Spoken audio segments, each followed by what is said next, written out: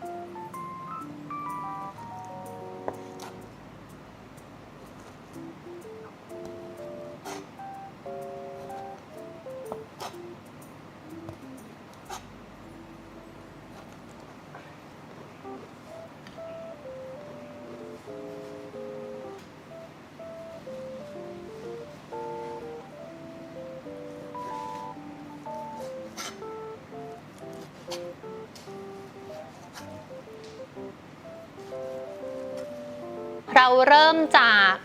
ดาวไข่ค่ะการทำไข่ดาวให้สวยต้องบอกเลยว่าขนาดของกระทะมีความสำคัญมากเพราะว่าไข่ขาวมันจะไม่กระจายไปทั่วเนอะเพราะฉะนั้นถ้าใครที่ชอบเมนูไข่โดยเฉพาะเมนูอาหารเช้าหรือว่ามีไข่ดาวเป็นอาหารประจำตัวค่ะจะแนะนำว่าให้ลองซื้อกระทะที่มันประมาณนี้แล้วพอเราตอกไข่ลงไป1 ฟองเราได้ไข่ดาวที่สวยงามออกมา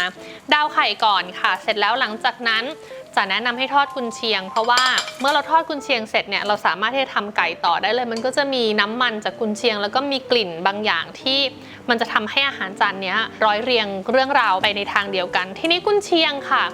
จะใช้ไฟอ่อนมากแทบจะไม่ได้ยินเสียงฉู่ฉ่าเลยตอนที่เอากุนเชียงลงไปเพราะว่ากุนเชียงเนี่ยมันมีไขมันค่อนข้างสูงถ้าไฟแรงมันไหม้เลยถ้าอยากได้กุนเชียงกรอบๆเนี่ยหั่นบางนิดนึงแล้วก็ไฟค่อนข้างอ่อน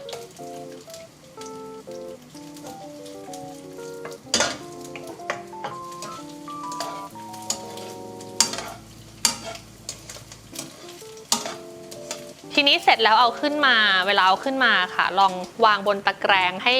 เขาได้แบบว่าลมโกรกนิดนึงมันก็จะกรอบได้นานนะคะพอกุนเชียงขึ้นก็เอาไก่ลงไปผัดค่ะจะใช้สันในไก่บางคนชอบความแบบหนึบกรุบหน่อยจะใช้เป็นส่วนสะโพกก็ได้หั่นเป็นชิ้นลูกเต๋าเนะเอาลงไปผัดไก่ก็ไฟกลางค่อนข้างร้อนผัดไปเรื่อยๆ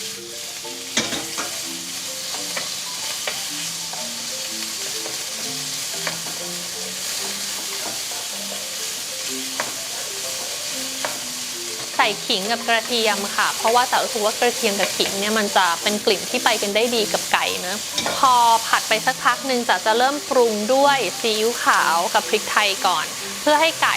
ดูดซับรสชาติเข้าไปค่ะ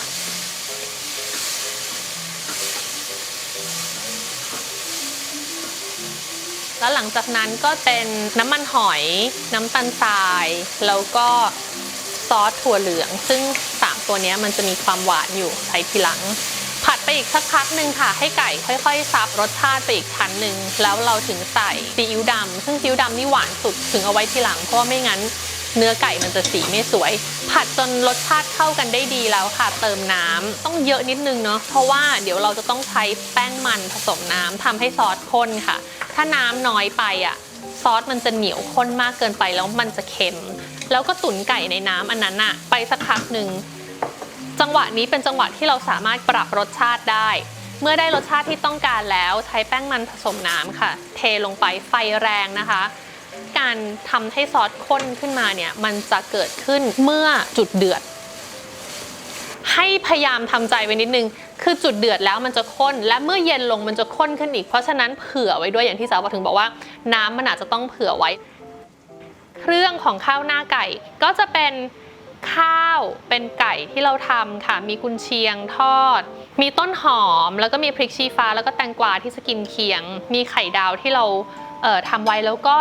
จะเป็นคนชอบผักชีนะจริงๆแล้วต้องบอกว่าผักชีเนี่ยคนไทยคิดว่ามันเป็นผักโรยหน้าแต่จริงๆแล้วต้องบอกเลยว่าผักชีนี่เหมือนเป็นซูเปอร์ฟู้ดตัวหนึ่งเหมือนกันค่ะเป็นผักที่ราคาไม่แพงแล้วก็มีสารต้านอนุมูลอิสระค่อนข้างสูงเพราะฉะนั้นแต่ก็แนะนำเหมือนกันเป็น1 จานที่เรียกว่าครบครันในเรื่องของคุณค่าทางโภชนาการนะคะแล้วก็อร่อยดีแต่ว่าเด็กๆชอบผู้ใหญ่ก็ชอบถ้าใครมีเวลาว่างๆอยากลองหัดทำแต่ว่าสูตรนี้ค่อนข้างเฟรนลี่ลองทำดูค่ะ